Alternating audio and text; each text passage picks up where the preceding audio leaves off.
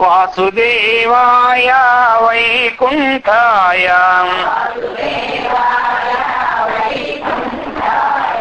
వైకుంఠాయ శ్రీనివాసాయ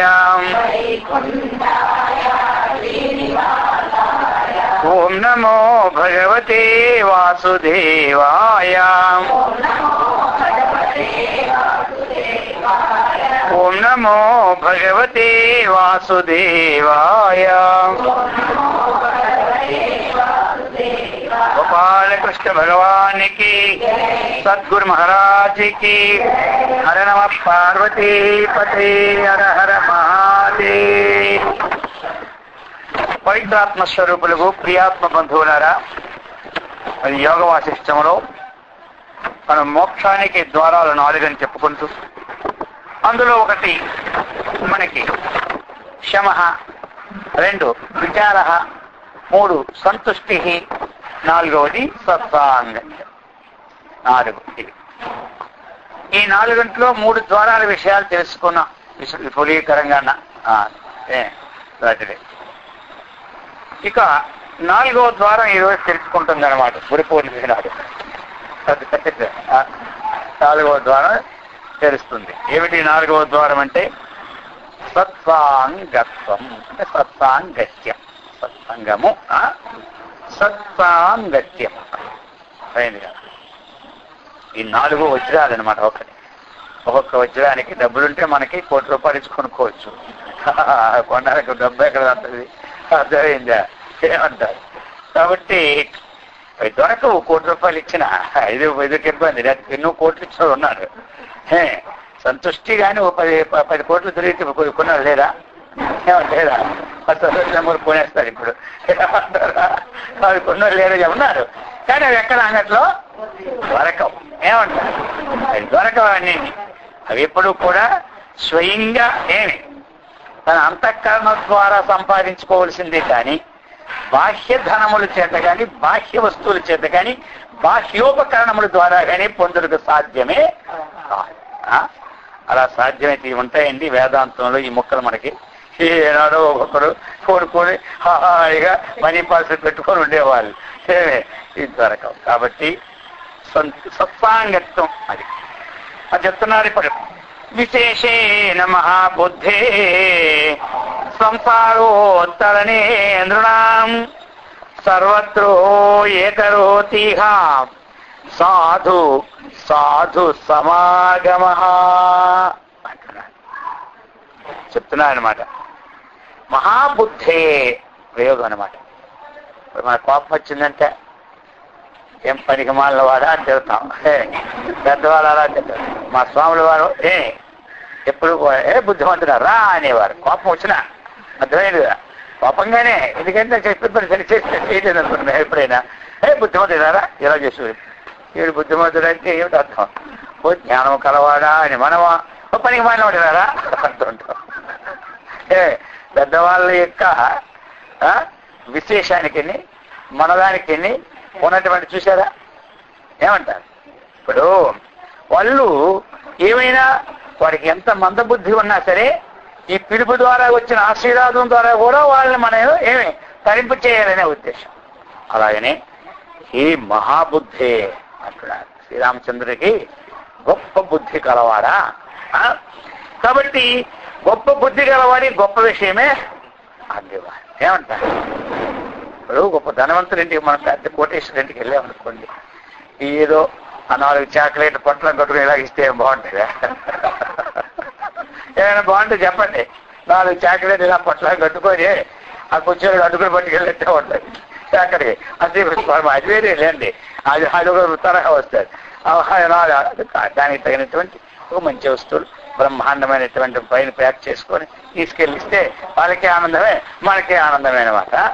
ఆ ప్రకారముగా మహాబుద్ధి కలవాడు కాబట్టి తీక్షమైన బుద్ధి. ఎంత బుద్ధి కాకపోతే దేహం తిరిగిన తర్వాత ఆ వైరాగ్యం ఎవరికి వచ్చాడు చెప్పండి? ఎవరికైనా వస్తుందా? అలా తొందర మన ఇంటి దేహం తిరగడం లేదు. ప్రతి సంవత్సరం తిరుగుతూనే ఉన్నావా లేదా? కాబట్టి అప్పుడు ఎన్నో ఇంకా చూడలేదు అక్కడ పోలేదు అక్కడికి ఎప్పుడు వేస్తారు స్వామి అడుగుతూనే ఉన్నారు. అర్థమైందా? అందుకోసం ఆయన ఒకసారి తీర్థయాత్ర తిరిగి వచ్చేసరికల్లా నిజమైనటువంటి ఆయన మనస్సుకి ఏమి ఆత్మతత్వాన్ని ఉండాలి, కానీ ఇంకా అన్ని ఉంది నాకు వద్దు తీసుకున్నాడు ఎవరు.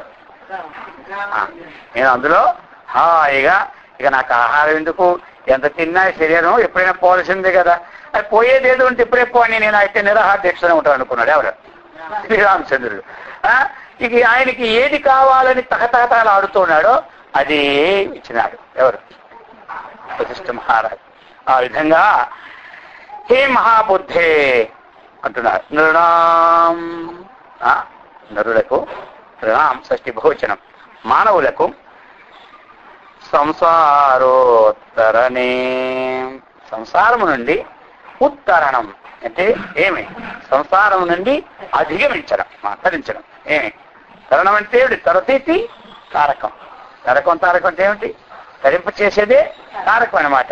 కాబట్టి సంసారోత్తరణే, ఈ సంసారము అనాది.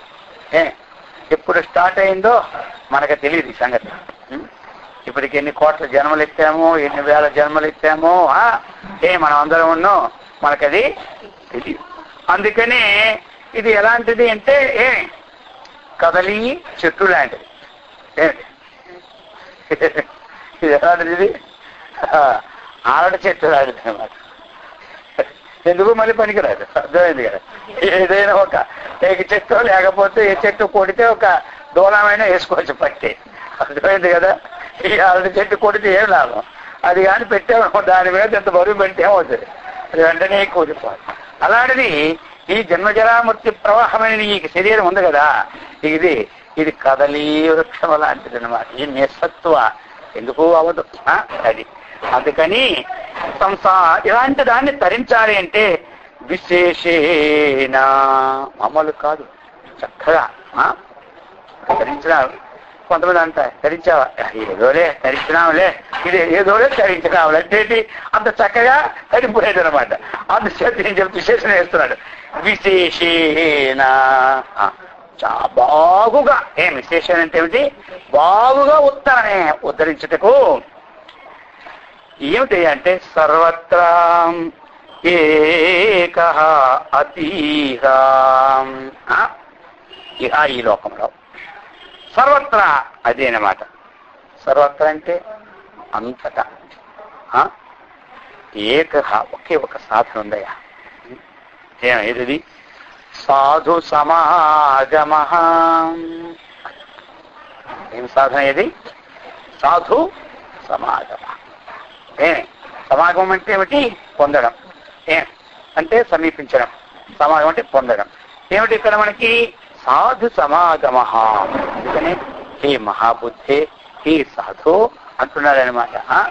నువ్వు సామాన్యుడివా అని చెప్తూ సాధు సమాగమ, సాధువుల యొక్క సమాగమాన్ని పొందడం ఉత్తమం చెప్పినారు. కాబట్టి మరి సాధువు అంటే సదాచార సంపన్నులు అందరూ కూడా సాధువులే. వాళ్ళు స్త్రీలు కానీ, పురుషులు కానీ, బాలుడు కానీ, వృద్ధులు కానీ, బ్రాహ్మణులు కానీ, అబ్రాహ్మణులు కానీ, వయోపరిమితి దానికి ఏనే లేదు. కాబట్టి అటువంటిది సాధు సమాగమ.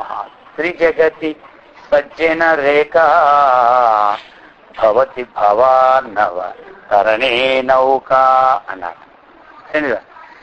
త్రిజగతి సజ్జన ఏక, అది రేఖ కాదులే, అది కదా, అది ఇదేంటో సంస్కృతిలో వచ్చిందా?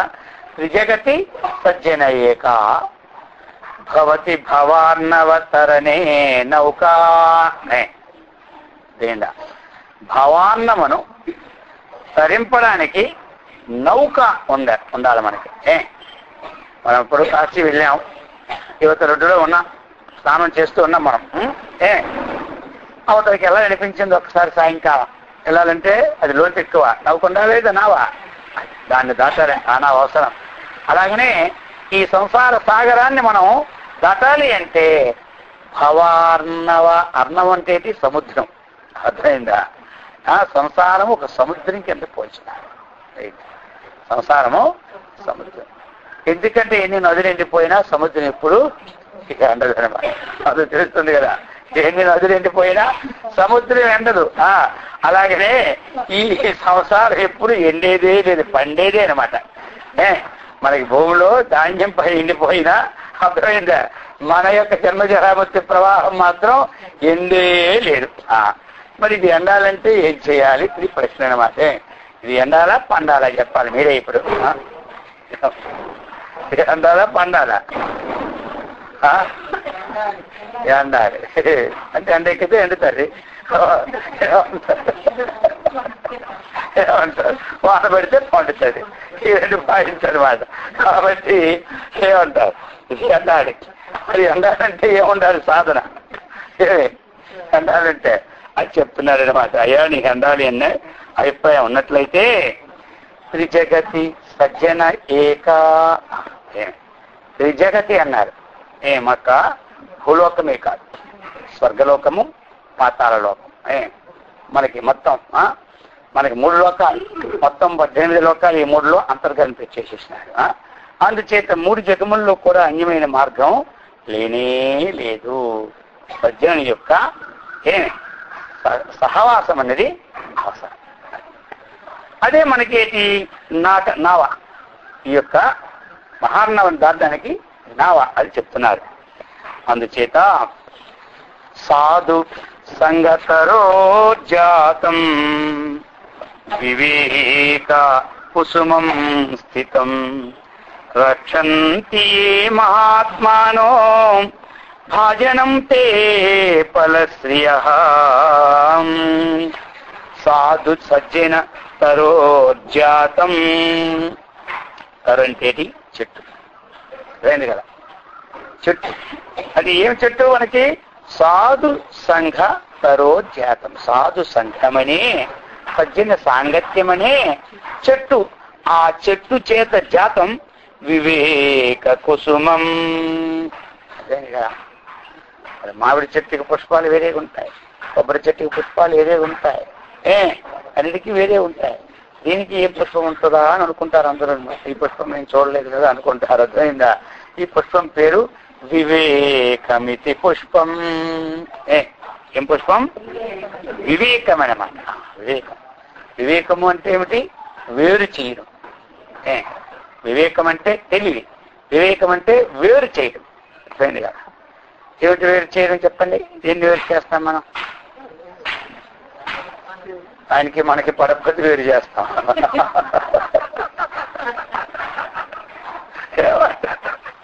అంతేనా? వేరు చేయడం అంటే అది కాదు. ఎక్కడ మనకి వేరు గబాలు మనకి ఏమవుతుంది? వేరువా? ఏమంటారు? ఏ విధంగా అంటే బియ్యంలో రాళ్ళు కలిస్తే వేరు చేస్తారు, తప్పనిసరి, అది అవశ్యం కాదు, వేరు చేస్తారు. అర్థమైంది కదా?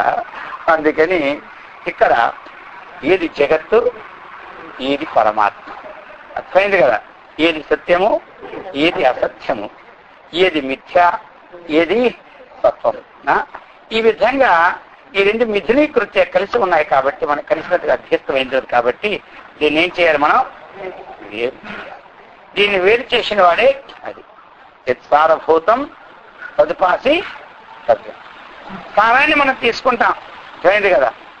కాబట్టి హంస ఏ విధంగా అయితే పాలు నీళ్లు వేరు చేస్తుందో మనము వేరు చేయాలి.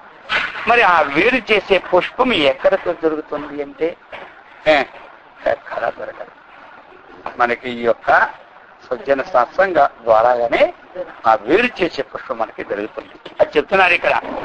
సాధు సంగతరోర్జాతం వివేక కుసుమం స్థితం రక్షంతి మహాత్మానః భాజనం తే ఫలశ్రియః. ఇక ఎవరైతే ఈ నిర్మల పుష్పాన్ని, ఈ వివేకమనే పుష్పాన్ని చక్కగా రక్షించుకుంటారో, వివేకమైన పుష్పాన్ని ఏం చేయాలి? మనం రక్షించుకోవాలి. మనకి వివేకోదయం అవుతుంటారు, అవుకుంటూ ఉంటారు. చెప్పండి, వివేకోదయం అవుతాయి. ఆ పుష్పం ఉంటుంది, మరి ఆ పుష్పాన్ని ఏ విధంగా రక్షించుకోవాలో మనము ఆ విధంగా దాన్ని రక్షణ చేయాలి. ఇక ఆ పుష్పం ఎండిపోయిందని దేని పనికి వచ్చి చెప్పండి? ఏ పూజకి పనికిరాదు, దేనికి పనికిరాదు. అంటే ఆ వివేకాన్ని ఏమి వర్ధన చేసుకోవాలి, వివేకాన్ని వర్ధన చేసుకోవాలి. మళ్ళీ ఏమి వివేక రహితముగా చేసుకోకూడదు. అది తెలుస్తుంది అందరికీ. వివేకం అనే పుష్పాన్ని ఏం చేయాలి? అయితే మరి ఆ పుష్పం మనకి ఏమిస్తుంది? ఏ పుష్ప పైన ఏం చేస్తుందో తెలుసా? మొట్టమొదట పుష్పం పెడతాయి, పుష్పము నుండి కాయలు వస్తాయి, పుష్పం నుండి కాయలు వస్తాయి. ఆ కాయల నుండి మనకి ఫలము లభిస్తుంది అన్నమాట. అర్థమైంది కదా? ఆ కాయల నుండి మనకి ఫలము లభిస్తుంది. అయితే మనకి ఇప్పుడు ఈ వివేకమనే పుష్పము ద్వారా, అర్థమైంది కదా, ఈ వివేకమనే పుష్పము ద్వారా మన యొక్క కర్తవ్యం ఏం చేయాలా అన్నటువంటిది మనకి ఒక పిండి పెడతాది అనమాట. తెలుస్తుంది కదా? మనము వివేకమనే పుష్పము ద్వారా మనకి ముఖ్య కర్తవ్యం ఏమిటి, గౌణ కర్తవ్యము ఏమిటి? అందులో కూడా ముఖ్య కర్తవ్యం ఉంటుంది, గౌణ కర్తవ్యం ఉంటుంది.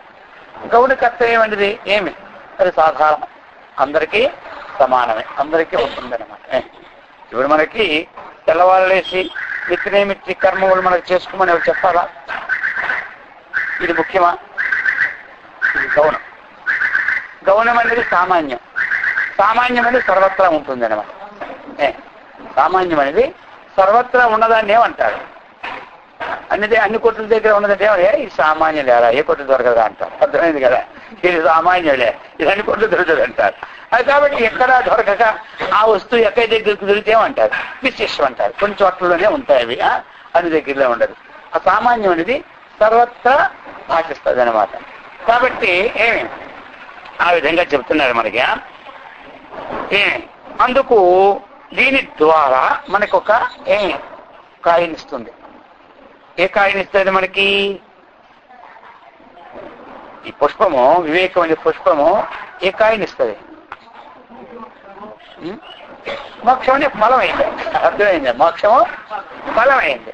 ఇప్పుడు ఆ మోక్షానికి హేతు అయినటువంటి సంపత్తి ముందు కాయ పడుతుంది అనమాట. ఇప్పుడు సాధన సృష్టించే సంపత్తి ఉంది, అదేమిటి? దీనికి వివేకానికి కాయ అయింది కదా. ఆ సంపత్తి ద్వారా మనకి సిద్ధించింది ఏమిటి? ఫలం. ఆ ఫలం మోక్షం అనమాట. చెట్టు ఉంది, పుష్పం పుడుతుంది, పుష్పం నుండి పిందులు వస్తున్నాయి, పిందులు కాయలుగా మారుతున్నాయి, కాయలు ఫలంగా మారుతున్నాయి. మరి అంతే కదా, ఒక క్రమంగా అనమాట. ప్రారంభించినప్పుడు అయితే కొంతమంది ఏంటంటే గ్యారంటీ వాళ్ళు ఉంటారు. అదేంటి, అదొక్క దెబ్బకే అనమాట. ఇలా గుడ్డ కప్పుతాడు, తప్పించే తీసేస్తాడు. అది వేరే, అది మాయ అంటారు. అది ఇంద్రజాలం అంటారు. అప్పుడే మొక్కలు కోసి కూడా ఇచ్చేస్తాడు. 5 నిమిషాల్లో ఒక మొక్క పులగొంద తీగొంది అనేవాడు. తీపిగానే ఉండే మొక్కలు. అర్థమైందా? కాబట్టి అది ఇంద్రజాలం, మహేంద్రజాలం ఒక నిత్యంలో వస్తుంది. అది ఇక్కడ తీసుకోకూడదు, దాన్ని మాయ అన్నారు. అర్థమైంది కదా? అది హఠాత్తుగా వచ్చిన మాయ. ఇది మనం తీసుకోవాలి. అందుకని మొట్టమొదట మనము దీని ద్వారా మనము ఈ దీనిని వేరు చేయాలి, దీనిని ఉంచుకోవాలి, దీనిని వేరు చేయాలి. ఇంతవరకు మనము ఏ విషయాల్లో అధికంగా ఉన్నాము, ఏ విషయాలను మనం చిత్రించుకోవాలి, ఏవి మనకి ఇంతవరకు స్వాధీనమైనవి, ఏవి ఇంతవరకు స్వాధీనం కాలేదు, ఇవన్నీ ఏమిటి? మనకి పిందులు అనమాట. అర్థమైందా? వాటిని ఒక నిర్ధారణ వచ్చేసరికల్లా కాయగా మారుతుంది అనమాట. అది కొన్నాళ్ళు అయ్యేసరికి పడుతుంది. అది మోక్షం అనమాట. అది చెప్తున్నారు ఇక్కడ.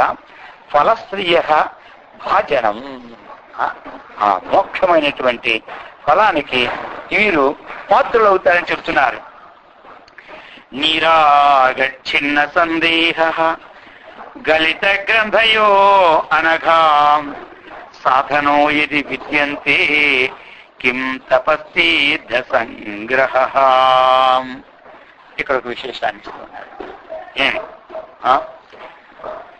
తపము తీర్థము మనము ఎంత అవసరమా లేదా అంటే అవసరం కదా.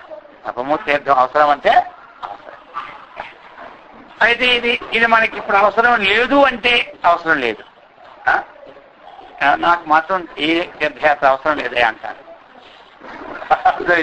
ఏమిటి అవసరం లేదని? దీనివల్ల తీర్థయాత్రకి అయితే డబ్బులు అయిపోతుంది, అవసరం లేదంటారా? ఆ భావం మనకేం తెలుస్తుంది? అర్థమైంది కదా. అవసరం లేదు అంటే ఆ తీర్థయాత్రకి అయితే కష్టాలు వస్తాయి కాబట్టి అవసరం లేదంటాడా? అది ఇప్పుడు అవసరం లేదనే మాటకి మనం తెలుసుకోవాలి కదా.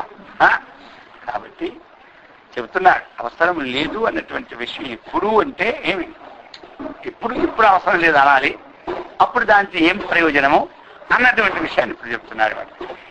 నిరాగ చిన్న సంశయ, చిన్న సంశయ, చిన్నమంటే ఇది నశించుకోవడం అంటారు కదా. ఏంటో అది చిన్న భిన్నం అయిపోయింది అంటారు, అర్థమైంది కదా. అది మనకి అది ఎక్కడ పదవో తెలీదు, కానీ చిన్న భిన్నం అయిపోయింది అంటారు. చిన్న భిన్నం అంటే ఏమైపోయింది, తొనకగా పోయింది అనమాట. అలాగని నీ రాగ చిన్న మనం చెప్తున్నాం ఇక్కడ, రాగము ద్వేషము రహితం, అది చిన్న అంటే మనకి రాగద్వేష రహితము అన్నటువంటి సామాన్యంగా అవుతుందా? సామాన్యంగా అవుతుంది, అర్థమైంది కదా. రాగద్వేషాలన్నవి సామాన్యంగా పోవు. ఎందుకు అంటే మనకి కర్మకు కారణం ఏమిటంటే రాగద్వేషాలే, కర్మకు కారణం రాగద్వేషాలే. కాబట్టి ఇవి మనము చిన్న సంశయ చేయాలి, దీన్ని చిన్నం చేయాలి. మరి చెయ్యాలంటే ఎట్లా మరి? దీనికి విచారణాత్మకము దృఢం రావాలి, ఏంటి కదా. అనుష్ఠానం ఒక పక్క ఉంటూ విచారణాత్మక దృఢం వచ్చిందంటే అప్పుడే పోతుంది. విచారణాత్మక దృఢం రాలేదనుకోండి, రాగద్వేషము నశించడము కష్టమైన మాట, చిన్న అవదది. కాబట్టి ఇక్కడ చెబుతున్నాడు, రాగద్వేషం అన్నటువంటి లేనివారును సందేహగలిత, అయింది కదా. సందేహగలిత, కొంతమందికి అడుగేస్తే సందేహం, అర్థమైంది కదా. ఈ అడుగు తీసి తటేస్తే సందేహం, ఆ అడుగు తీసి తిట్టేస్తే సందేహం. భగవంతుడు ఇచ్చిన 3 దేహాలు, స్థూల దేహం, సూక్ష్మ దేహం, కారణ దేహం. వీరికి 4వ దేహం వచ్చింది, ఒకటే దేహం అది, అది 4వ దేహం వచ్చింది వీరికి. ఆ దేహాలతో సస్తూ ఉన్నాం ఇప్పుడు కాకుండా. ఈ దేహం ఇంకోటి పుట్టించుకుంటే ఏమైనా ఉంటుందా? ఇటెత్తే సందేహం, అటెత్తే సందేహం, అర్థమైంది కదా. ఆ దేవుడి దగ్గర గంట కింద పడితే సందేహం మనకి, ఆ తెచ్చినప్పుడు దేహం మారిపోతే సందేహం. ఊదబడి తెలిగించినప్పుడు ఆయన కాలికి పొత్తచీల మీద పడిందంటే సందేహం, ఏదో అయిపోయిందిలే అంటాడు. ఏది అయిపోయి దాన్ని దేని ఈ పొత్తచీల మీద పడిపోయి ఇది కాలిపోయి మొట్టమొదటే కాలిపోయి సందేహం పోయిందా? ఈ సందేహం తెలుతాడు కానీ దానిలో వచ్చిన నష్టం ఆవగిందంతా లేనే లేదు. కొబ్బరికాయ సరిగా పగలకపోతే సందేహం అయిపోయాయి కదా. మనకి చెప్తున్నా, ఇవి సందేహాలన్నీ ఏం చేస్తాయి తెలుసా మనకి? లేనిపోయి తలలోకి పెడతాయి అన్నమాట, అర్థమైంది కదా. అందుకని చెప్తూ ఉన్నాడు ఇక్కడ, ఈ సందేహ శూన్యులను, సందేహం ఎప్పుడు కూడా ఉంచుకోకూడదు. భగవద్గీత ఏం చెప్పాడు తెలుసా? సంశయాత్మ చెప్పండి వినశ్యతి. మీరు ధ్యాసను పూర్తి చేస్తే ఆ శ్లోకాలు వచ్చినట్టు, అర్థమైంది కదా. అందుకని సంశయాత్మ వినశ్యతి. సందేహాత్మ, సంశయం ఉన్నటువంటి మనస్సు కలవాడు వారి పూర్ణ ఫలాన్ని వినశ్యతి అంటే అక్కడ ఏమిటి? నశించిపోతున్నాడు కాదు, ఫలాన్ని పొందలేవు. అది అయిందా? ఫలాన్ని పొందలేదు. ఫలం కన్నా ముందు ఇది సందేహమే అంటే అర్థం వచ్చింది కూడా. అది ఏ పూర్ణత్వాన్ని ఇస్తుందో దాన్ని 75% ఈ సందేహమే తినేస్తుంది. ఆ మిగిలిన 25% మనకు కనబడకపోతుంది. అందుచేత ఏదేమో విచారణ చేసినప్పుడు పూర్తిగా చేయాలి. సగం విచారణ చేసి వదిలేమనుకో మళ్ళీ సందేహమే ఏమంటారు. అందుకని ఒక రోజు మాని అయినా దాన్ని పూర్తి చేయాలి. మా స్వామివారు ఏదైనా పని వచ్చిందో పూర్తి వదలరు. అది అయిందాక ఇంకా రాత్రి పగలు తినేసి వదలమాట. ఏదో అయిపోయింది ఎందుకు అరగనకూడదు, ఆ పని పూర్తి కావాలి ముందు ఏమంటారు. లేకపోతే అది ఎప్పుడు ఎక్కడ వస్తూనే ఉంటుంటుంది. జపంలో కూర్చుని ఆ సందేహమే, ధ్యానంలో కూర్చుని ఆ సందేహమే, పూజలు కూర్చుని ఆ సందేహమే, కాఫీ తాగిన ఆ సందేహమే, భోజనం చేసిన ఆ సందేహమే. అర్థమైందా? ఇదేమైపోయిందంటే మొత్తం అందరికీ చుట్టేసింది అనమాట. అందుకని ఆ పని తేలిపోతేనే అక్కడికి అది అప్పుడు వాళ్ళు ఎందుకు అంటే అదే అడిగేవాళ్ళు ఒకసారి, ఏంటి వ్యవహారాలు ఉంటాయి ఊరికి జపాన్లో కూర్చుంటారు స్వామివారి నిజంగా జపం సాగుతుందో అనేవాళ్ళు. మరి పొద్దు పో తెలుసుకోవాలి కదా, ఏమిటి అడిగేవాళ్ళు మన దగ్గర చదువు కదా, అయితే తెలుసుకోవడానికి అన్నమాట. అది కాదు, ఏదైనా వ్యవహారం అన్నటువంటిది ఉంటేనే ఇది మన దానికి ఏం లేదు కదా, దాన్ని ఒకటి క్లియర్ చేసేస్తాం. వచ్చిందా వచ్చింది, పోయిందా పోయింది, రెండూ మనకు సంబంధం లేదు. ఏమంటారు, వస్తే ఆఫీస్ పెరుగుతుంది, పోతే ఆఫీస్లో తగ్గుతుంది, మనకేం సంబంధం, మనం పని చేయకుండా చేస్తూ ఉన్నాం అనేవాడు. అర్థమైందా? మనం దేనికున్నామో పెట్టాడు మనకి. ఇక్కడ కూలి వారికి ఏమి లాభం, కూలి వాడికి ఏమి నష్టం, వారి హాయి ఢిల్లీ ఖుషిగా 100 రూపాయలు వెళ్ళిపోతారు. కాంట్రాక్టర్ కదా, లాభమైన నష్టమైనా. అర్థమైందా? పనిచేసే వాడికి ఏమైనా ఉందా? కాంట్రాక్టరే పని చేస్తుండే కోడు, వాడికి దెబ్బకి 10 లక్షలు వచ్చేసాయి ఒక నెలలో. అర్థమైందా? వీరికి ఏమైనా ఉందా? వాడికి వచ్చినా సంతోషం లేదు, వాడికి పోయింది 10 లక్షలు, వీరికి 100 రూపాయలు కూలి ఎప్పుడు ఉన్నాడు తప్పదు, పడుతున్నాడు తప్పదు. అందుచేత ఈ ప్రకారముగా అర్థమైంది కదా, మనం ఉండాలి. మనం ఉండాలి. ఏ ప్రకారంగా ఉండాలి? ఈ ప్రకారం ఉండాలి. ఇంటిలో ఉంటే ఈ ప్రకారంగా మన దేనికి భద్రం కాదు. ఇంకా ఇదంతా నాది అనుకుంటే నష్టం మనకి. ఇందులో మనం చేసే పని వాళ్ళం అనుకుంటే, అంటే పని వాళ్ళని అనలేదు, అలా భావించుకోమంటున్నా ఇంట్లో. అదే అన్నమాట. సరిపోయిన అందరినీ 10 గంటేటట్టు వాళ్ళు ఎక్కడ మనం ఎక్కడ ఏం మొదలు పెడతారు రేపు. అందుకని కాదు, ఆ ప్రకారంగా మనం ఉండాలి. అందుకోసం చెప్తున్నాడు ఇక్కడ, నిరాగ చిన్న సందేహ అయిపోయిందా? నిరాగ చిన్న సందేహ గలిత గ్రంథయో అనగా ఇక అజ్ఞాన గ్రంథులు ఉంటాయి కొన్ని. ఇవన్నీ అజ్ఞాన గ్రంథులు అనేటువంటి నశించాలి. గ్రంథి అంటే ఏమిటి? ముడి. గ్రంథి అంటే ముడి అన్నమాట. ఈ గ్రంథులు ఏమిటి? అజ్ఞాన గ్రంథులు ఉంటాయి, జ్ఞాన గ్రంథులు ఉంటాయి. మనం ఒక శ్రీ సత్సంగంలో చీలించాం, ఇప్పుడు మనకేం కలిగింది? జ్ఞాన గ్రంథి పడింది అనమాట. మనం అజ్ఞాన గ్రంథి అంటే దేహ తాదాత్మ్యంతో చేసినటువంటి పని. ఈ శరీరమే నేను కాబట్టి శరీరము నేను అనుకోవడమే మా అజ్ఞానం. ముందు అజ్ఞానం ఏమిటంటే తర్వాత తక్కినవండి. మొట్టమొదటి ఏమిటి? శరీరము నేను అనుకోవడమే మహా అజ్ఞానం. ఎప్పుడైతే ఈ మొట్టమొదటి ఇది ఉందో, ఇక దీన్ని అనుసరించుకునే వస్తుంటది అంతన్నా. అయిందా? పనులన్నీ దీన్ని అనుసరించుకునే ఇక దట్టమైన ముళ్ళు పడుతూనే ఉంటుంటాయి అన్నమాట. ఇప్పుడు ఈ శరీరం నేను కాదు అని తెలుసుకుని అన్నాం అనుకోండి, ఇక గ్రంథులన్నీ ఆ పక్కకి వెళ్ళిపోతుంటాయి. ఆ గ్రంథి మోక్షానికి, ఈ గ్రంథి బంధానికి. పోయింది కదా, రెండు ముళ్ళే. కాబట్టి ఈ ప్రకారముగా మనము ఏం తెలుసుకోవాలి అంటే, ఏదైతే తాదాత్మ్య సంబంధమైన శరీరంతో వ్యవహారం నడుస్తూ ఉన్నదో ఆ వ్యవహారంలో ఉన్న సత్యత్వ బుద్ధిని తెలుసుకోవాలి. ఇది సత్యమా అసత్యమా అన్నటువంటిదే మనకి విచారం ద్వారా తెలుస్తుంది అనమాట. అందుకని ఇక్కడ చెప్తున్నారు, సాధనో ఎది విద్యంతే. అయితే ఇవంటున్నారు ఎలాగంటే, రాగద్వేష పూర్తిగా లేనివాడును, సందేహం లేనివాడును, దేహేంద్రియాదుల తాదాత్మ్యత రూపంలోటువంటి అజ్ఞాన గ్రంథులు పూర్తిగా నశించిన వారును, సాధుజనులను ఉన్నచో. ఇప్పుడు ఈ ప్రకారమైన అంశములు ఉన్నవారికి తపస్సులు గాని తీర్థయాత్రల యొక్క సంపాదనతో ప్రయోజనం లేదు. చేయడం లేదు. తీర్థయాత్రలు చేస్తే సంపాదన వస్తుంది, మంచి ఏమంటారు. ఈ అన్ని కట్టుబాటు అయినటువంటి వాడికి అది ప్రయోజనము కనపడదు. అది లేనివాడికి అది ప్రయోజనం. అది చెప్తున్నారు. ఎవరికి? రాగద్వేషం పూర్తిగా పోయినవాడు. అర్థమైందా?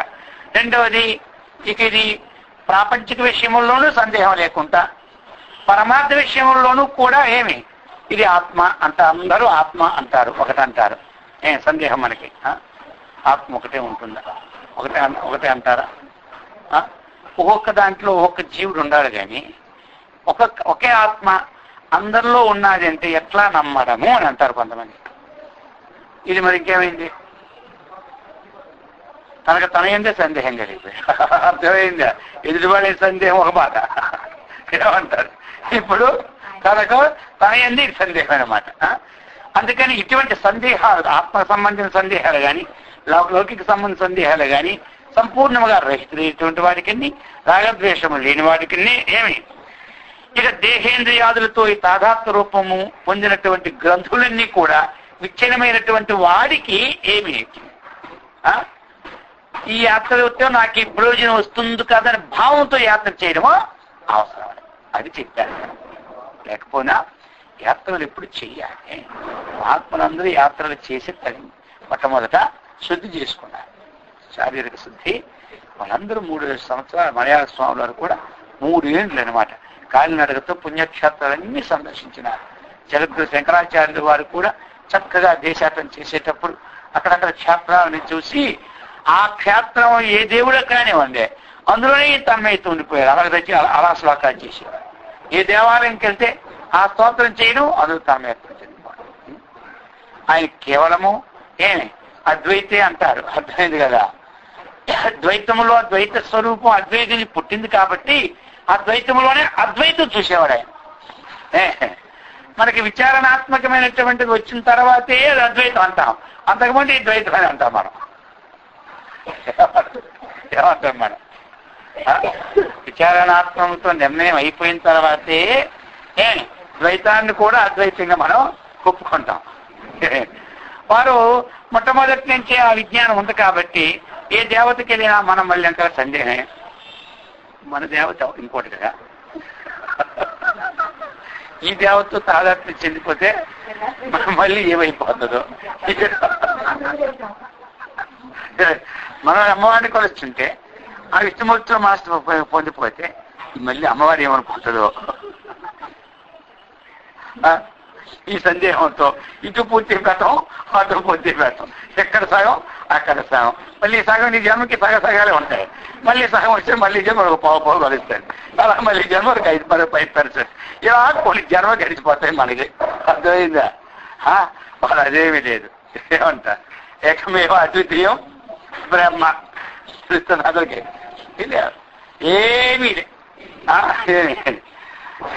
ఏమి సందేహించకండి. ఎక్కడికి వెళ్ళినప్పుడు ఆ స్వరూపంతో తాదాత్మ్యం చెందండి అక్కడ. అంతేగాని అక్కడ తాదాత్మ్యం చెందిపోతే మళ్ళీ అమ్మవారిని పూజ చేసినప్పుడు ఆ బొమ్మ వచ్చేస్తుంది ఏమో అది భయం. అందుకని మళ్ళీ ఆ తాదాత్మ్యానికి మనసేమో సహించదనమాట పూర్తిగా. ఏమీ రాదు. అర్థమైంది కదా? నీకు బాగా నిద్ర పెట్టిపోయిందంటే ఏ స్వప్నాలు ఉండనే ఉండవు. ఈ నిద్ర లేక ఈ స్వప్నాలన్నీ మరిపోతూ దెబ్బతుంటాయి. ఆ ప్రకారంగా మన మనస్సు ఒక ఏకాగ్రతను సిద్ధించుకోవాలి. త్రయమేకత్రయ సంయమ అన్నారు. అయింది కదా? ధారణ, ధ్యానము, సమాధి, ఏకత్ర సంయమ అన్నారు. ఈ 3 కలవన్నారు. మనం చేసినప్పుడు ధారణ ఉండాలి. చక్కగా ఒక వస్తువుతో ఎలా ఉండాలి? ధారణ చేయాలి. మొట్టమొదటిగా మనం ధారణ చేసుకుంటుండాలి. ఆ ధారణ అనేటువంటిది ఏదో ఒక వస్తువుతో మనం ఉండాలి. ధారణ ఎక్కడ చేస్తాం? లేకపోతే ధరతీతి ధారణ. దేని ధరించాలి మనం? ఒక వస్తువుతో ధారణ చేయాలి. ఆ ధారణ అయిపోయిన తర్వాత ఏం చేస్తాం మనం? సమాధి, ధ్యానం. ధారణ అంటే ఏమిటి? దేశబంధ చిత్తస్య ధారణ. అంతే కదా? సూత్రంలో ఏం రాశారు? దేశబంధ చిత్తస్య ధారణ అంటే చిత్తమునకు ఏదైనా ఒక ప్రదేశంతోని బంధం అంటే సంబంధము కలపడమే ధారణ. అది మన హృదయం కానీ, నాసిక కానీ, భ్రూమధ్యం కానీ, సహస్రారం కానీ మనకేం సంబంధాలు ఉండాలి ధారణ. ఇప్పుడు తత్ర ప్రత్యయ ఏకతానత ధ్యానం. తత్ర ప్రత్యయ ఏకతానత ధ్యానం అంతే కదా? తత్ర అంటే ఏంటి? ఆ ధారణాస్థలే, తస్మిన్ స్థలే ధారణ, తస్మిన్ ధారణాస్థలే తనమునందు మన ఇష్టదైవాన్ని ఏకతానత, మన ఇష్టదైవాన్ని ఒకే ఒక్క తైలధారామే చిన్నం దీర్ఘగంట నినాదం అని చెప్తాను. చెయ్యాలి. విచ్ఛిన్న భవతి చేత్తు మధ్య మధ్యలో తెగిపోతున్నా మళ్ళీ ఏం చేస్తాం? మళ్ళీ ఇటు తెచ్చుకుంటుంటాం. మధ్యలో లేకుండా కట్ కాకుండా ఎవరుకుంటుంది? కరెంట్ ఏమో 100 సార్లు కట్ అయిపోతుంది ఇప్పుడు మనకి. ఆ ప్రకారంగా ఏమంటారు, అక్కడ ఆ ధారణ చేస్తున్నప్పుడు కట్ అవుతూనే ఉంటుంటాయి, మళ్ళీ అది ఆటోమేటిక్ గా వచ్చేస్తూనే ఉంటుంటారు. వదలకూడదు పట్టు, పట్టు ఉడుం పట్టు పట్టాలన్నమాట. ఏం పట్టు, అది పడితే వదలదు కదా ఉడుం పట్టు, దానికి అందుకే అంత పరిస్థితి వచ్చింది. ఆ ప్రకారంగా పట్టాలన్నమాట. ఏమంటారు అది. అప్పుడు మనకేంటి, ఏకతానత, ఒకే ఒక నిశ్చిత అభిప్రాయం మీద స్థితమైపోయిందే ధ్యానం. ఎందుకు చెప్పుకోవడం అంటే ఈ ధారణ ధ్యానం, ఆ తర్వాత ఏంటి సమాధి. సమాధి అనమాట. అది మనకేమిటి, స్వరూప శూన్య వర్ధమాత్ర నిర్భాస సమాధి అన్నాడు. అక్కడ మనకేమిటది, అక్కడ ఏ స్వరూపం అయితే ధ్యానిస్తున్నామో అది లేదా అన్నట్టు ఉంటుంది అనమాట. అది అంటే తావత్ కించిత్ మాత్రం భాసమానం అవుతుంటది. కాబట్టి సమాధి. దీన్ని ఈ మూడు ఏమన్నారు, ఈ మూడు కలిగితే త్రయం ఏకత్ర సంయమ. మొట్టమొదట ఇది మన అభ్యాసం చేసుకుంటే తర్వాత ఏ దేవత తండ్రి సంయమం చేసినా మళ్ళీ దీనికి దానికి సంబంధమే ఉండదు. అక్కడికి వెళ్ళి మన జరుగుతుంది, కూర్చుంటాం. ఎక్కడ కూర్చున్న మంది మనకే కూర్చుంటాం. అప్పుడు మనకి ఎక్కడ మనస్సు నిలిచే అక్కడలాగా నిలబడిపోతూ ఉంటుంటుంది అన్నమాట. అది అటువంటి స్థితిని మనం ఏం చేయాలి, ఇటువంటి సాధన ద్వారా సంపాదించుకోవాలి. అందుకు చెప్తున్నారు, ఆ ప్రకారమైనటువంటి కలిగిన వారికి ఏమి వీటితో ఏమి పని లేదని చెప్పి. అంతేగాని ఏమి కొంతమంది ఇది చూస్తారు, ఇది అదెందుకయ్యా, ఇదెందుకయ్యా, ఆ యాత్ర ఎందుకండి, ఈ యాత్ర ఎందుకండి, ఈ పూజ ఎందుకయ్యా అనిస్తారు. అర్థమైందా? అవన్నీ కూడా చక్కగా చీలించక తానిల్లిందే తనకు పట్టిన దానికి ఒక 3 కాళ్ళు అంటారు. లేదు కదా, 4 కాళ్ళు లేవే అంటారు. ఆ పరిస్థితితో ఉన్నవారు, అంతేకాని ఏమి అంతకంటే మించిన పరిస్థితి కాదనమాట. అందుచేత అది 3 కాళ్ళ 4 విచారం అనుకుంటే వచ్చింది కూడా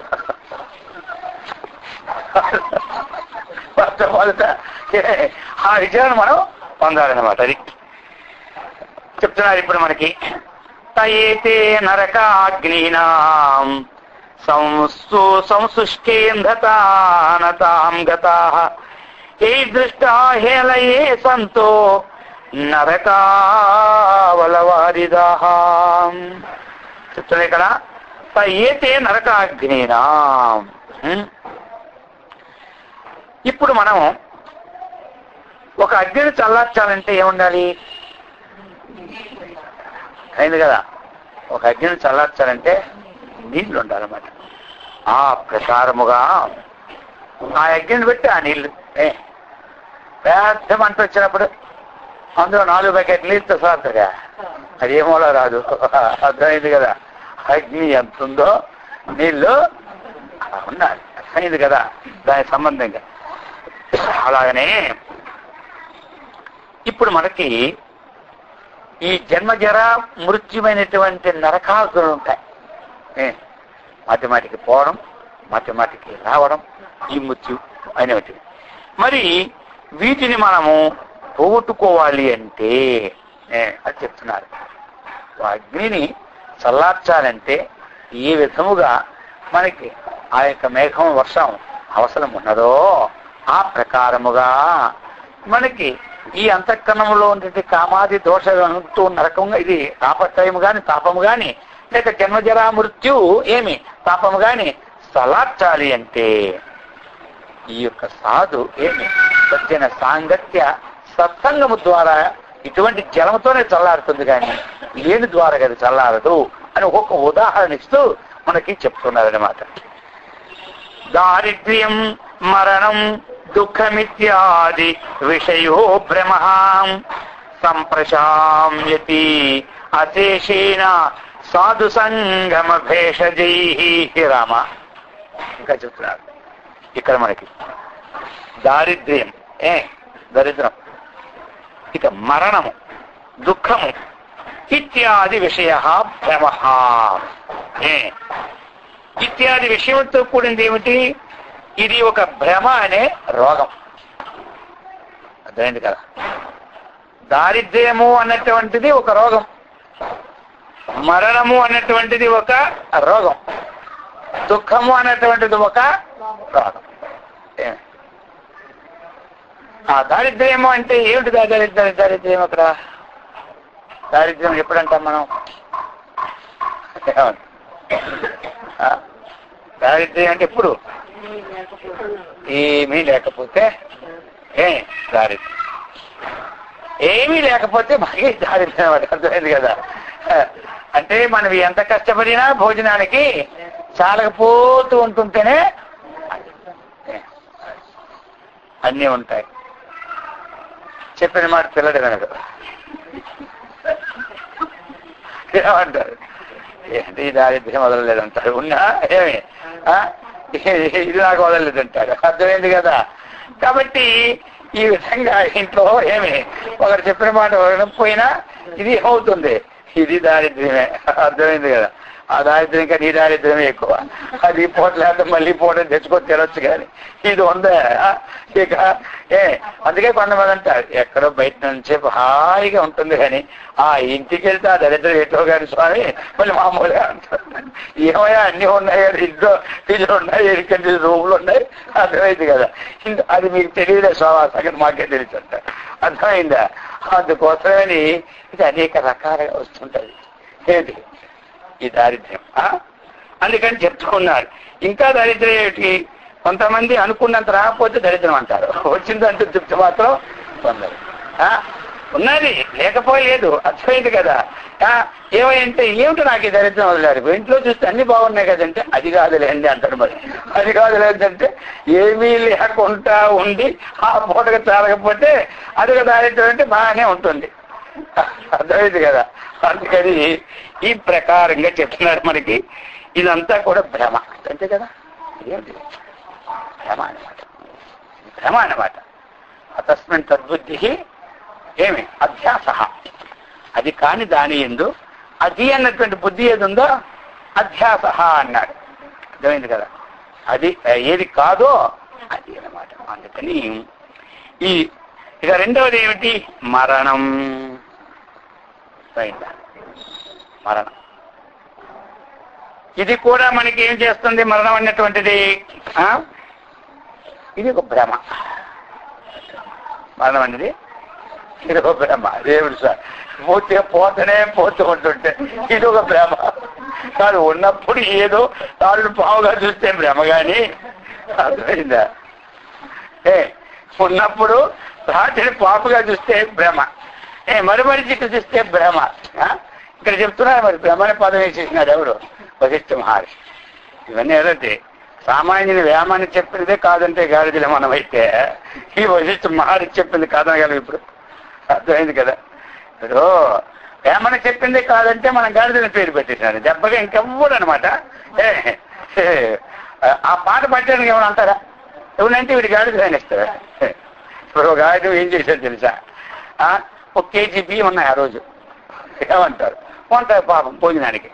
20 మంది వచ్చేసినారు ఇంటికి, బంధువులాంటి. భార్య అంటుంది మరి ఏంటంటే అలా నీకు అదంత ఎందుకు, 1 కేజీ పట్టుకు 20 మంది ఆకలే. అది ముదుగు మాటలండి.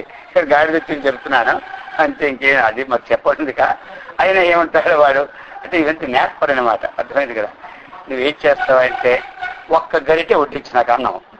అర్థమైంది? అంత చిన్న గరిటె అది. మరి అర్థమైందా? 1 గరిటె వడ్డించా. 2 గరిటె వద్దంటారు, వేసుకున్నది చాలా ఎందుకని గాడి కూడా తింటారు. ఇక 20 మంది ఆలోచించినారు. దెబ్బతో అందరూ ఒకే గడిచి ఇక మళ్ళీ అరకేదాన్ని మిగిలిపోయినా. అర్థమైంది కదా? ఇవన్నీ ఉంటుంటాయి కొన్ని. కొంతమంది నెయ్యి ఏం చేసేవారు తెలుసా? 1/2 కేజీ కొంటే సంవత్సరం వచ్చిందట ఇంట్లో. ఎలాగంటే మరగబెట్టి అందరి మధ్యలో పెట్టేవారు అనమాట, తెచ్చుకునేవారు కాదు. చూసేవాడికి నెయ్యి వాసన పరిగెడుతుంది అనమాట. వీరంతా నెయ్యి తీస్తుండవు అనుకుంటారు, అది వాసనతో తృప్తి పడేవాడు అనమాట. ఇలా ఉండి పూర్వం అంతా. సరే దాని మాత్రం కానీ ఇప్పుడు మరణం. మరణం అనేటువంటిది ఏమి శాశ్వతంగా సనాతనమైనటువంటి ఆత్మ. దానికి మరణం అంటూ లేదు అనమాట. అది నజాయితీ ఇది అజహ. ఏమంటారు దానికి? నాయం హంతి నహన్యతే అనమాట. అజో నిత్య శాశ్వతీయ పురాణం నహన్యతే హన్యమానే శరీరే అజహ. పుట్టుక లేనివాడు, నిత్య ఎల్లప్పుడూ ఉన్నవాడు, శాశ్వత సనాతనుడనమాట. సృష్టి పూర్వం నుంచి ఉన్నవాడు. కాబట్టి ఇది ఎట్లా అంటే మనకి ఆయన ఘటనా పఠీయసి సామర్థ్యం కలవాడు కాబట్టి ఏమి ఇది ఒకటి సృష్టించాడు. ఏమి ఆ సృష్టి ఏదైతే ఇప్పుడు మనం ఆ సృష్టించినటువంటిది ఉత్పత్తి సార్థకత ఉంటుంది. ఇది ఒక ఆట బొమ్మగా ఆయన చేసుకున్నాడు మనల్ని, అర్థమైందా? కాబట్టి దీనికి ఒక క్రియ పెట్టాడు. ఎలాగంటే ఇప్పుడు మంచినీళ్ళు మనకు ఉన్నాయి నీటిలో, ఏది నదిలో లేదా చెరువులో. ఏమైంది? వర్షం పడుతుంది. అప్పుడు ఏమవుతున్నది? అన్ని ఒక బుడగలాగా వస్తూ ఉన్నాయి. ఆ బుడగకి ఎవరైనా చచ్చిపోయింది అనుకుంటున్నాం, చచ్చిపోయింది ఆ బుడగ అంటాం, చెప్పండి, చచ్చిపోయింది అంటామా? అదే చచ్చిపోయింది అనం. స్వాభావికంగా ఉన్నటువంటి జలములో ఏమి ఆ యొక్క ఆ వర్షాధారము కానీ లేకపోతే దాని ఆటుపోట్లు వచ్చేటప్పుడు ఆ పేనము కానీ ఆ బుడగలు కానీ ఉత్పత్తి అవుతుంటాయి. తర్వాత ఏమైపోయింది? పోతూ ఉంటాయి. స్వాభావికం ఎప్పుడు కూడా చలనము. ఆ ప్రకారముగా ఆయన సంకల్పం మాత్రము చేత వ్యాపించినటువంటి ఈ యొక్క నేను పాంచభౌతికమైన శరీరానికి అది రావడం పోవడం సహజం. అంటే నేను చనిపోయానది అనుకోవడం నీది భ్రమ, నువ్వు చనిపోయేవాడువు కాదు. అర్థమైంది కదా? మరి ఇక్కడ భ్రమ శబ్దము ఆయన ఇచ్చాడంటే ఇంకేం అర్థం వస్తుంది మరి దానికి? అర్థమైంది కదా? నేను చనిపోయేవాడిను కాదు, అది నీ ఉంటే నీ ఎప్పుడు చనిపోవు, ఎప్పుడు చనిపోవు. అందుచేత ఆ దానిని ఏదైతే నేను చనిపోను, చనిపోయి వస్తువును ఇప్పుడు నేను చనిపోతున్నాను అంటా. ఏమంటా? అది అర్థమైంది కదా? నేను చనిపోతున్నాను అంటున్నాడు. అంటే పోయేది ఒకటి, చెప్పుకుండేది కదా మరణం చెప్తున్నా. అది భ్రమ అన్నాడు. అది అక్కడ కీలకం. అర్థమైంది? ఎన్ని సూక్ష్మంగా అర్థం అవ్వాలి ఇవన్నీ. ఇది సూక్ష్మమైన మాట. అందుకని అది చెప్పుకొచ్చాడు. అందుకని లేకపోతే భ్రమ వాస్తవికము దానికి మరణం లేదు కాబట్టి, వాస్తవం దానికి మరణం లేదు కాబట్టి అవాస్తవికమైనది ఎప్పుడైనా ఆ శరీరం విడిచిపెడతాం కాబట్టి. ఒకవేళ వాస్తవ తత్వం తెలుసుకోలేదనుకోండి, మనం ఏమిటి వాస్తవ తత్వం తెలుసుకోలేదనుకోండి, అప్పుడు మనం మరణం అంటున్నాం. మరణం కాదు, ఇది మారడం అన్నమాట. ఏమిటి? ఇది మారడం. మనం గృహంలో ఉన్నాం, ఇంకో గృహాన్ని పోతున్నాము, అంతే కదా? ఇప్పుడు ఏమంటాం మనం? గృహం మరణించిందంటావా?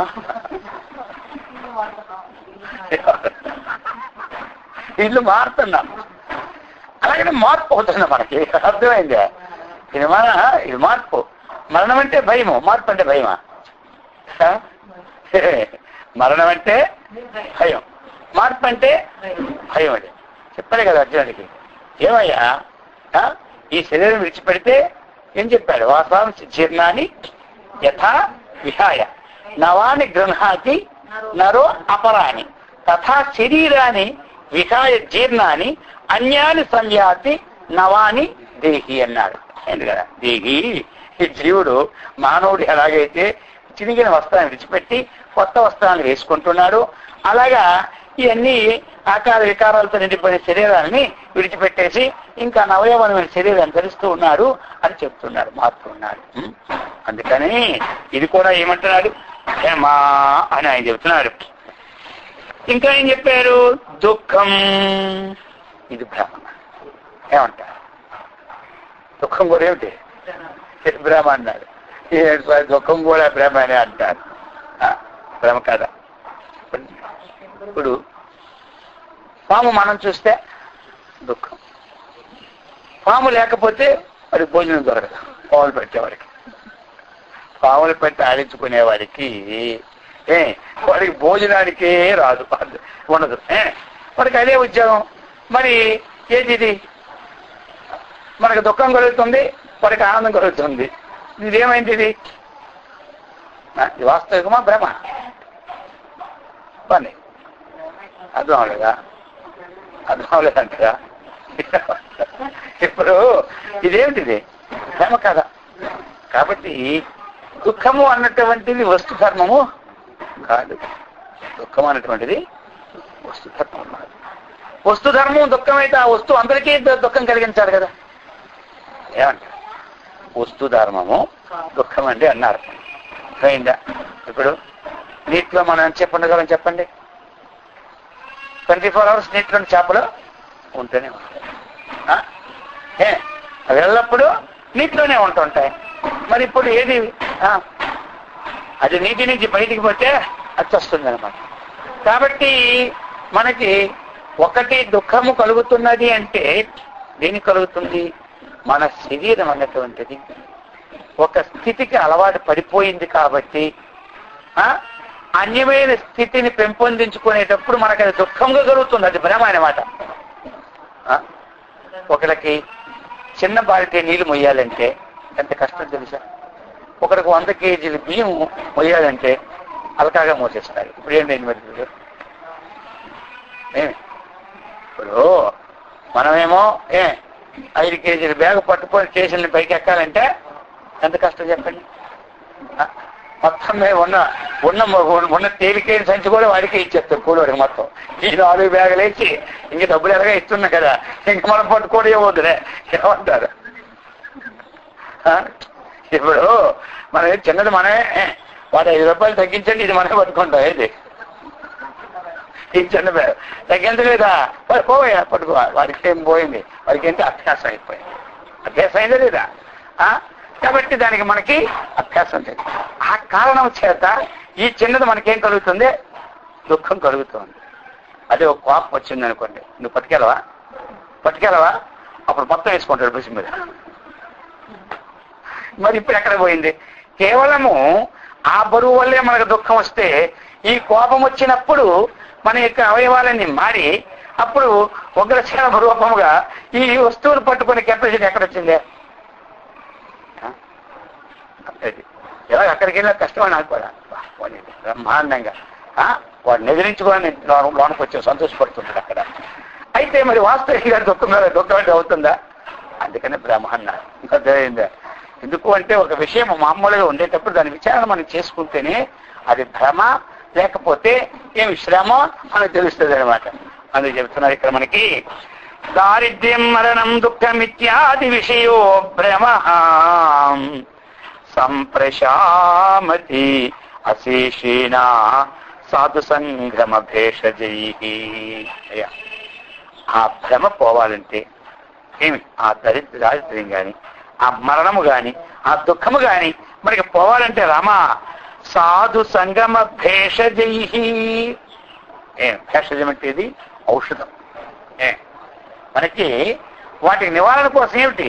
సాధు సంగమ, ఏమి సజ్జనుల యొక్క సాంగత్యము అన్నటువంటి ఆ యొక్క భేషజం ఏమి చేస్తారో తెలుసా? అశేషేణ భ్రమ సమ్యక్ ప్రశామతి. సంపూర్ణముగా భ్రమను నివారింప చేస్తారు. ఇంకోటి భ్రమ నివారణ చేయాలి. పూర్తిగా నివారణ చేయాలి అంటే ఇది ఉండాలి. లేకపోతే మనకుండే భ్రమను ఒక జపం చేస్తూ ఉన్నాం అంటే చేయొద్దని చెప్పలేదు, చేసినంతసేపు కూడా ఏదో ఒకలా ఉంటుంది. ఇక ఆ జపం అయిపోయిన తర్వాత మళ్ళీ ఏమవుతుంది? మళ్ళీ మామూలే ధ్యానం కూర్చున్నాం, ఆ ధ్యానం చేసిన చెప్పి ఏదో ఉంటుంది. మళ్ళీ అయిపోతే మొదటి వస్తూనే పూజ చేస్తూ ఉన్నా. పూజ ఏదైతే అన్ని వస్తూ తీరము ఆ పనులు ఉంటాయి కాబట్టి ఈ లోపల ఏదైతే ఈ దారిద్ర్యం అనగా మరణం అనగా ఈ భ్రమ ఉంటుందో ఆ భ్రమ తక్కువపెట్టి ఉండిపోద్ది అనమాట. మళ్ళీ అవన్నీ అయిపోయినాక మళ్ళీ ఇక్కడ వచ్చి ఇప్పుడు అవుతుంటాం. కాబట్టి నాయన ఇవన్నీ చెయ్యు, ఇవి చేయొద్దని చెప్పలే, అర్థమైంది కదా. కానీ ముఖ్యంగా చేయవలసింది ఏమిటి అంటే నీకు మోక్ష ద్వార కవాటం ఎప్పుడు కూడా తెరిచి ఉండాలంటే ఆ సాధు సజ్జన సంగమం అన్నటువంటిది, ఆ విచారణ అన్నటువంటిది దానివల్లనే కదా ఇప్పుడు మనకి ముక్తి. అందుకని చెప్తున్నారు ఇక్కడ మనకి అశేషేణ సంప్రశామతి అంటున్నారు. శేషం అంటే మిగలడం, అశేషం అంటే సంపూర్ణముగా, ప్రశాంతం అంటే ప్రకర్షేణ శామ్యతి బాగుగా ఆ యొక్క శమించిపోతుంది. ఏమి శమించిపోతుంది? క్షేమ అనమాట. ఇప్పుడు దూరాన్ని ఉన్నాం మనం, దూరాన్ని నుండి మరుమరి చిక్కుల్లో నీరు ఉందనుకుంటున్నాం మనం, వెళ్తున్నా ఎంత దూరం వెళ్ళినా అది పోవడం. మరి అది ఏమిటని విచారణ చేస్తే కదా భ్రమ పోతుంది. అయ్యో నీళ్ళు దొరకలేదే, నీళ్ళు దొరకలేను, నేను చూసిన నీళ్ళు ఉన్నాయి, ఎంతలో మాయమైపోయి అనుకుంటాడు. విచారణ లేనివాడు ఎంతలో మాయమైపోయి అనుకుంటాడు. అసలు ఉంటే కదా మాయవడానికి ఏమంటారు. ఇది మరుమరీచేది కాబట్టి నేను భ్రమపడ్డాను అన్నటువంటిది వచ్చింది అనుకోండి, మళ్ళీ ఎక్కడ సన్నివేశం వచ్చినా ఆయనకి ఉండదు అన్నమాట. అందుచేత అది చెప్తున్నారు. అందుకనే మనకి జగద్గురు శంకరాచార్యులు వారు ఏం చెప్పినారు, దీనికోసమనే తేలిగ్గా చెప్పినారు. వశిష్ఠుల వారు కొన్ని ఉదాహరణలు ఇచ్చి మనకి ఎట్లా ఈ యొక్క సాధు సంఘం అన్నటువంటి సత్సాంగత్యము మనకి ఏ విధంగా మనలో దోషాలు పోతాయి అన్నటువంటిది కొన్ని లోక సంబంధమైన ఉదాహరణల వల్ల అవి ఎలా పోతున్నాయో ఆ ప్రకారముగా ఈ సత్సాంగత్యం వల్ల ఇదిలా పోతుందని చెప్పినారు. దాన్ని డైరెక్ట్ గా చెప్పేసినారు ఎవరు, శంకరాచార్య గారు మనకి. సత్సంగత్వే నిస్సంగత్వం, నిస్సంగత్వే నిర్మోహత్వం, నిర్మోహత్వే నిశ్చలతత్వం, నిశ్చలతత్వే జీవన్ముక్తి. భజ గోవిందం భజ గోవిందం, గోవిందం భజ మూఢమతే.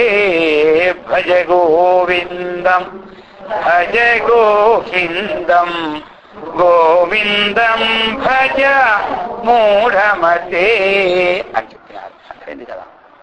మనకేం చెప్పినారు, సత్సంగం వల్ల నిస్సంగం. నిస్సంగం అంటే ఏమిటి, ఇదే భ్రమ, భ్రమ నివారణ. ఇప్పుడు నిస్సంగం అంటే ఏమిటి, భ్రమ నివారణ అన్నమాట. ఈయన భ్రమ చెప్పినారు ఇక్కడ. ఆ భ్రమ ఈ సాంగత్యంలో పోతుంది చెప్పినారు. అంటే ఏమిటి, సత్సంగం మనం చేసిన వల్లను ఆ యొక్క సంఘరహితము మనస్సు అవుతుంది. అదే భ్రమ నివారణ. ఇప్పుడు సంఘరహితమైందో అప్పుడు మనకి సత్సంగం నిస్సంగం వలన నిర్మోహం, వస్తుగత నివృత్తి అనమాట. అదే నిశ్చల తత్వం. మనకేమవుతుంది, అది తత్వం అంటే యథార్థమైనటువంటిది. మనం ఎప్పుడైతే ఉందో అప్పుడేమది అయథార్థం ఉన్నంత వరకు గాలి దాన్ని ఊపినట్టుగా ఇది చలనం అవుతుంటాయి. యథార్థాన్ని ఎప్పుడు మనం అందుకున్నామో చిత్తం చలనం పోతూ, చిత్తము చలనం పోతూ ఉంటారు. అర్థమైంది కదా.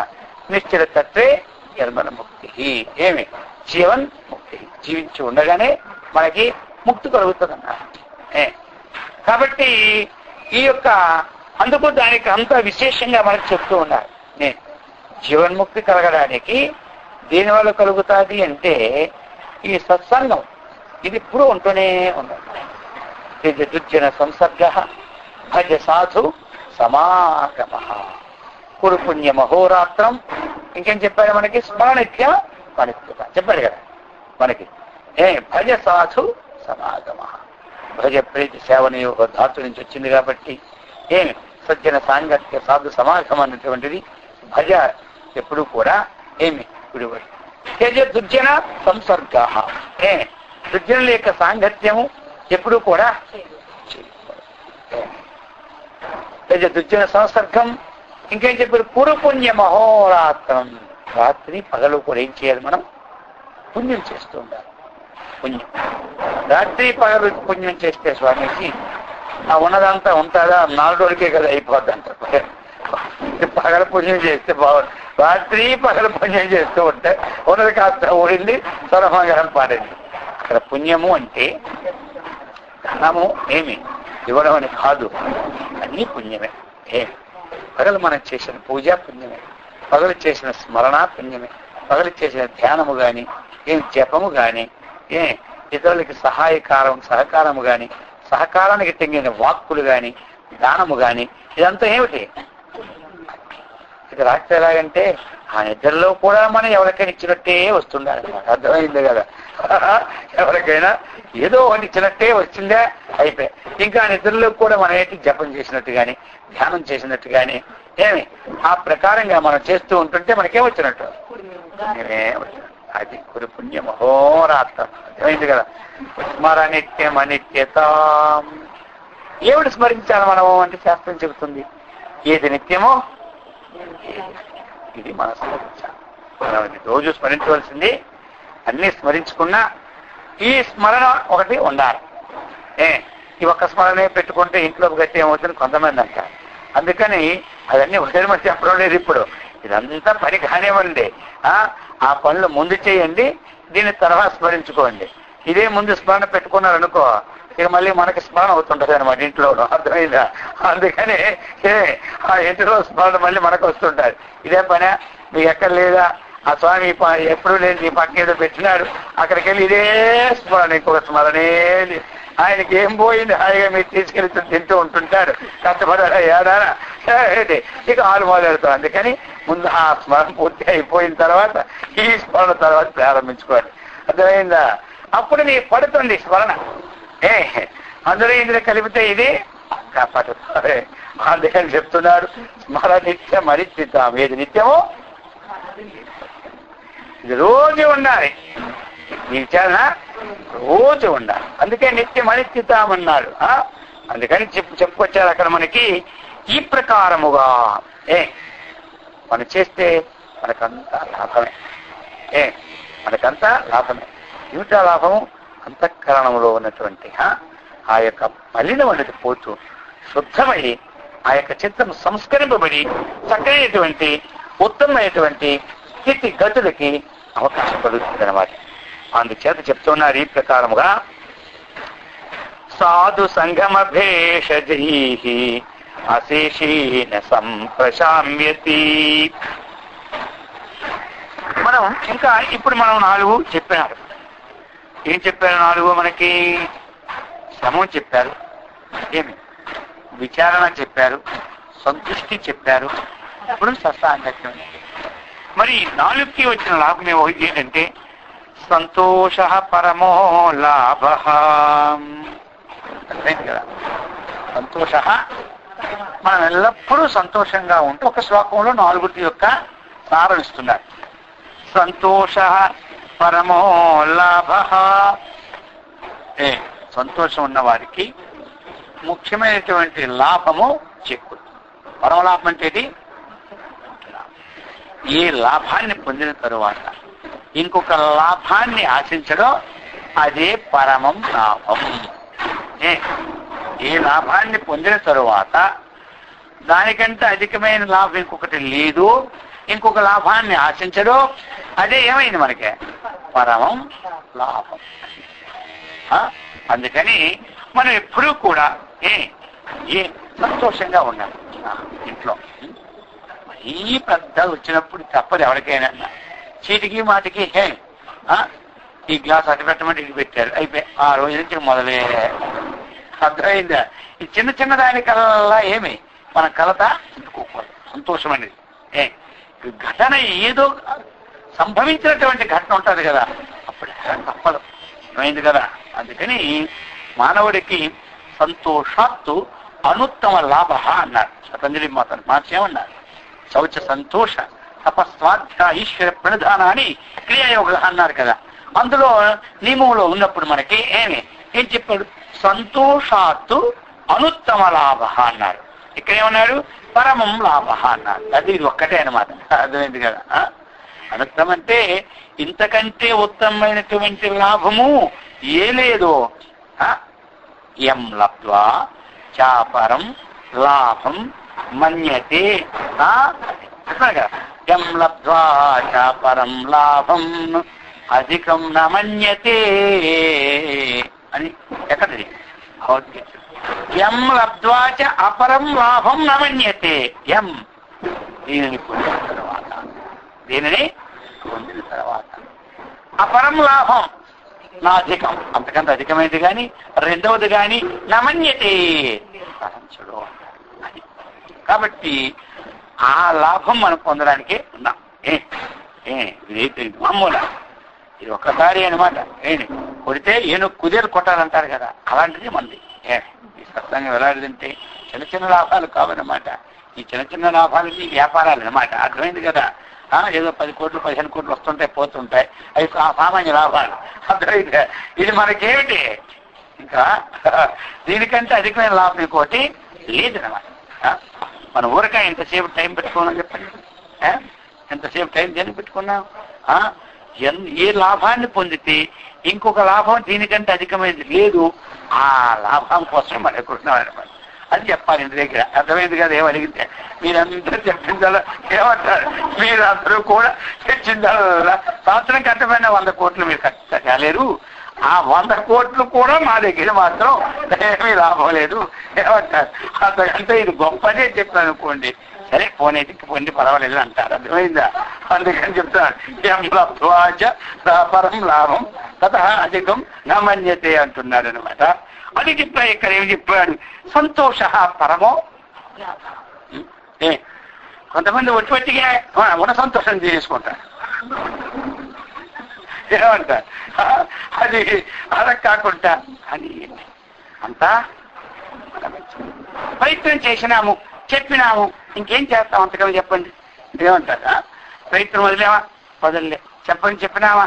చెప్పినాము. ఇంకా తరువాత ఏమిటది? మనం దాడి చెప్పుకోకూడదు అనమాట. అందుకని పెట్టుకున్నావా? వచ్చింది అర్థం. ప్రయత్నమా? లోపం ఉంటే చెప్పండి, లోపం ఉందా? 100 రూపాయలు ప్రయత్నం చేస్తూనే ఉన్నారన్నమాట. అదే చెప్తున్నారు సంతోష పరమో లాభ. ఒకటి చెప్పేశాడు. 4 పూర్తి చేస్తున్నారు అనమాట. సత్సంగ పరమాగతి. ఈ సత్సంగం ఏం చేస్తుంది మనకి? పరమా గతి. అది గతి అంటే గమ్యము, పొందదగినది అనమాట.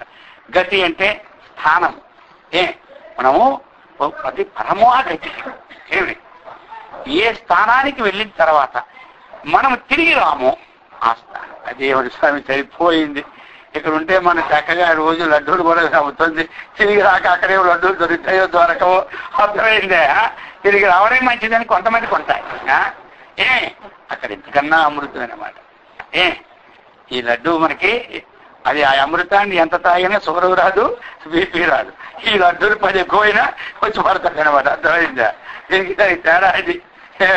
ఈ లడ్డూలు 10 ఎక్కువ తిన్నామనుకో విదేశాలా పట్టుకుంటాయి, లేకపోతే ఏదో ఒకటి వచ్చి పడుతుంటది అనమాట. అది అలాంటిది కాదు. ఆ అమృతము అది ఎంతసేపు చేస్తూ ఉన్నా సరే సేవించుతూ ఉంటాడు. అది లోపటెప్పుడు స్రవిస్తూ ఉంటుంటది అనమాట. అది ధార. కాబట్టి అటువంటి సత్సంగం వల్ల ఏమి లాభం అంటే షార్ట్కట్లు చెప్తున్నాడు మనకి. ఆ పరమ గతి ఏమిటి? ఆ జీవన్ముక్తి స్థితి అది మనకి లభిస్తున్నది అంటున్నారు. విచార పరమం జ్ఞానం. విచారం వల్ల ఏమొస్తుంది? ఏ విచారం ఏమంటారు? చీటికి మాటికి కొంతమంది విచారం చేస్తూనే విచారంతోనే ఉంటారు. ఆ విచారం వల్ల అజ్ఞానమే కానీ జ్ఞానం కాదు. మాటి మాటికి అది విచారమే, ఇది విచారమే. అందుకని ఈ విచారం వల్ల ఏం దొరుకుతుంది?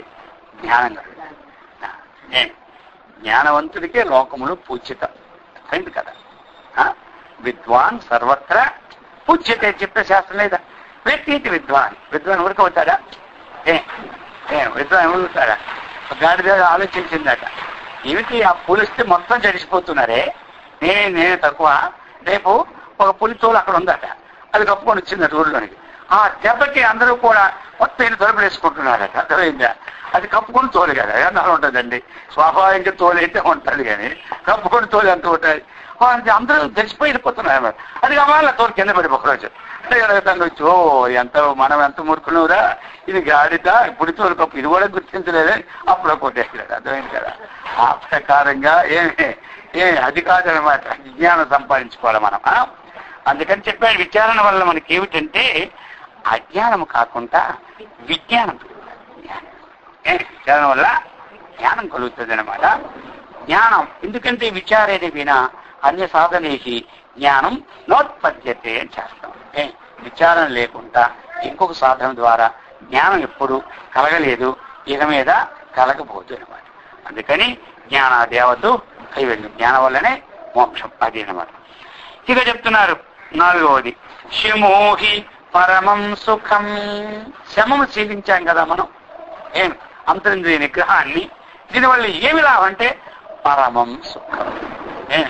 ఈ విషయాలు మనము అనుభవిస్తున్న సుఖం ఏది కలుగుతుందో వాటన్నిటికంటే ఉత్కృష్టమైనటువంటి గొప్ప సుఖము శమములో కలుగుతుంది. కాబట్టి రామ ఈ 4 వల్ల కూడా నీకు చాలా ఉత్కృష్టమైనటువంటిది పరమో లాభ పరమ గతి, పరమం జ్ఞానం, పరమం సుఖం.